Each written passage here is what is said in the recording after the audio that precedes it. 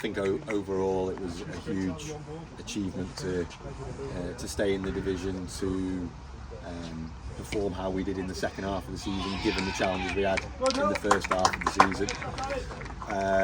I've said to numerous people on numerous points now, if you'd have said on Boxing Day after the Macclesfield game that we'd have stayed up by 10 points, I don't think anyone would have probably believed us. If someone would have said it after the Morpeth game at home in March that we'd stay up by 10 points, I don't, and remember that game really well. We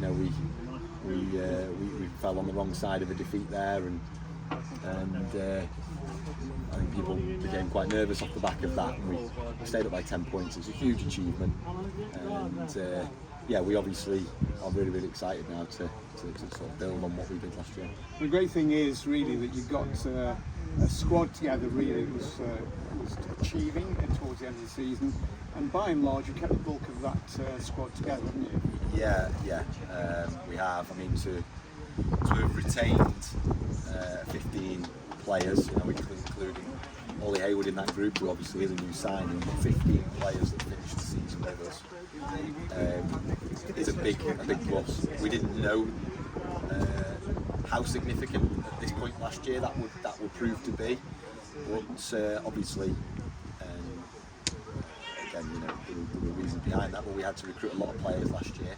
Thankfully this time a lot of the good work has been done in retaining what we already had, because we can't lose sight of the fact that in the second half of the season we did perform as well as a playoff team, and therefore we were doing some things right, so it's important that we retain the group, and we've managed to do that by and large, as you say, with obviously a couple of additions to that as well, to sort of add to the group and bolster in certain areas. You mentioned Ollie Hayward as one of the additions. He was there most of the season anyway, on and off, wasn't he? But who are the other two additions that you've got at the moment? Yeah, so we brought in Connor Heath, centre forward, a bit more flexible than just a centre forward actually in terms of what he's done in his career up to now, but certainly someone we're going to look to utilise and play as a centre forward. That was where he was playing at Hyde last year. Started the season really, really well, and actually got injured against us in December at our place on that awful day. And I remember the weather was just absolutely diabolical. He got injured and had to have surgery in the end on his shoulder, and that's kind of ended his season. So he's coming into us fresh off the back of that. We sold the project to him in the summer around sort of how we play, and he's 24. He hits suits the age demographic of our group with lots of qualities. A big strong boy, but he can run. Good ball striker. So yeah, we're excited to have him on board. And then Matty Fenton we brought in from 1874 Northwich, not the first player we've brought in from there, obviously, with the likes of Bucko and Lucas Weir, to name a couple that are still with us. And obviously Wayne Goodison's worked with Matty in the past. Fantastic character, a real leader, and been very loyal to 1874. Had opportunities when they went down the year that we won the league to move on, stayed with them, having been given the captain's armband, and they had a good year last year, and obviously were picked at the post. And as well as being an aggressive sort of no-nonsense defender, he's got some quality, he can play. Both have come through Alex actually, both, so Connor and Matty have. But Matty's also got an eye for goal, and he's a threat in the opposition box, which is something that we want to add, sort of a wider variety of goals to our team. Yeah, Connor of course was a Nantwich player, wasn't he? Yeah, Nantwich, Southport, and then actually Hyde. I think Stafford he had a time as well. So yeah, he's had a few clubs now, and at 24 he's at a good age now. I hope to really sort of thrive in our environment, in and amongst the group. Again, both Matty and Connor know each other ironically, but also know a lot of the lads within the group, which we know how important that is. And again, we're going to be one of the younger teams in the league with an age range really of sort of 20 to 28. Dino aside, he won't mind saying that. But the rest of the group are sort of in that age bracket. So they are a together group. They get on with each other. They socialise together. And I think that's really important for us. Yeah, I mean, Matty is one who's loyal, as you say. He did agree to stay with 1874 and try and get them back up to step 4, wasn't he? So that's a good quality to have in a player, isn't it? Exactly. We recruit people first. That's not to say that we don't want good football players, and certainly the ones we've mentioned are exactly that. you have to be to survive in our environment. But first and foremost, they've got to come in and fit the personality sort of prototype that we want. And again, the leadership skills are good. You know, it's an important area that we wanted to add some, a different dynamic in this season, because that's probably one of the areas I do think that we can continue to grow in terms of that leadership side. So he will hopefully bring that. I mean, you've got quite a strong squad. I think you've been quoted in one source as saying that if the season started now, you wouldn't be too worried about starting with what you've already got. But of course, you have your training and your lead up to your friendlies and so on. So you will inevitably bring players in, won't you, for all trials? Yeah, 100%. You know, we've had 4 or 5 in with us today, which obviously gives the group enough bodies for us to do the work that we want to do. That's really important. It also helps us in terms of going through the pre-season schedule to manage each individual's schedule, in terms of number of minutes and things like that. And it most importantly for those players that come in, it provides them an opportunity to showcase that they actually can add something to the group. So, there's definitely space for us to add and recruit further quality. But you are right, we can be patient with that, because we find ourselves in a pretty decent position, we feel, with obviously the players that we have got. Now, there's been a change in your backroom stuff, hasn't there? Can you explain how that's come about? Yep, so obviously Joe Lally, who was our first team coach last year, came in at the back end of pre-season. It was brilliant for us last year. Very, very knowledgeable, really good human being, and he built a real connection with the group as well. Unfortunately, his work commitments with Stockport County have made it impossible for him to carry on doing both. I've experienced that myself, given the environment I've come from, academy football, and it's meant that the clashes this year was just too hard for him to commit. So we've obviously brought Jay Bateman in, who's got great experience at a level and in non-league in general in the local area. So Jay's obviously going to really add to the management team in that aspect with the experience he's got. He knows the level, he understands what's required to be successful. He's been part of an Antwich team that was successful for a number of years at this level. He spent a couple of years at Kidsgrove and had a couple of different roles within that as well, so he's experienced different things in that role, and he'll also obviously support the player recruitment side because of the knowledge and experience he's got and knowing the non-league scene well. So yeah, very well connected guy and really good human being. We're really pleased to have him on board. Now, while we're talking about departures, unfortunately you lost a player who was under contract, haven't you? An important player last season when he arrived. Yeah. Obviously, you're alluding to Louis Potts, who we brought in December and was a big part of sort of last season's success. He came in, and I think in the first 6 or 7 weeks was outstanding, and there's probably no other word to describe him other than that. He really helped to transform the team. Not by doing that single-handedly, but he just connected with the other players within the team. We got the best out of those players, but yeah, unfortunately, Potsy's retiring. He's made a really difficult decision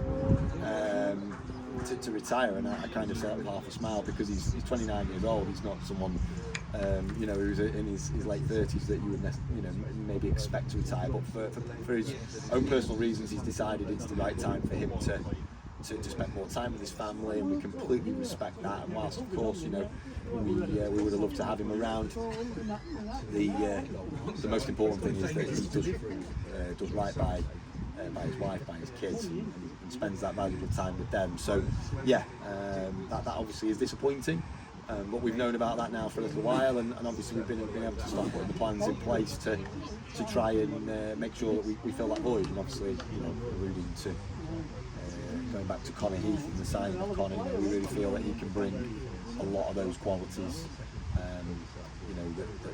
that Potsy offered, and of course we've got other alternatives as well, and we're still looking. We are still looking to try and add in that department. There's no doubt about it. I think that we know from last year, we played Nath up there at times, and we had to find creative solutions. But we know that probably bringing in someone else to challenge for that position is something that we need to do. I know Louis has taken time out of the game before when he was at Marsden. I think he had a spell out as well, maybe for the same reason. But he remains contracted to League Town. He can't just pop up and decide, oh, I'll play for Marsden or Kids Grove or whatever. That's absolutely correct. Yeah, that is correct. You know, if there were a set of circumstances that meant that he, you know, decided that he wanted to come back, that would be very much possible. But at this moment in time, obviously we don't foresee that. And yeah, he's a contracted player for League Town for this 25-26 season. And yeah, so certainly whilst he remains under contract with us, he's someone that you're not going to see playing sort of anywhere else. Yeah. Now we're at the stage now. Your first training session today, a few more training sessions, then you go into your pre-season program. What is your pre-season program? How's that being constructed? Yeah. Well, obviously, yeah, you're right. We started today. We've got a full week next week of training before the first friendly, which is away on Tuesday 8th of July at Abbey Alton.